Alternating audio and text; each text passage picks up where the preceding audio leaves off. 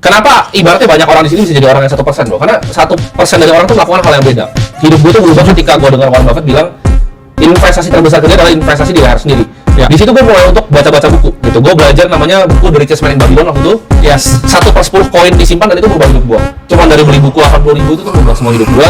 Gue belajar bagaimana caranya valuasi, caranya margin of safety itu seperti apa, investasi itu seperti apa, gimana sih caranya menilai suatu perusahaan, intrinsic value suatu perusahaan, gitu.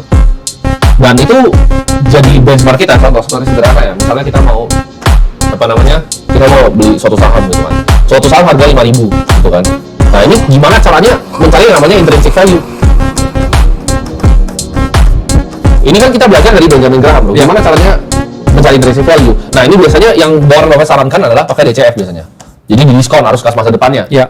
Nah, ketika kita udah ketemu, oke, intrinsic value-nya misalnya 10.000 nih. Harusnya sahamnya di 10.000.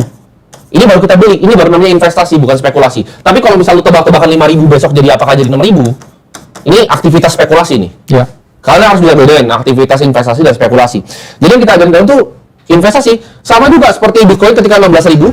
Menurut kita berdua intrinsic value-nya nggak salah, kita 100.000 jelas. Ya. Makanya kita harus lupa. Kita ya, gitu. Itu ibarat intrinsic value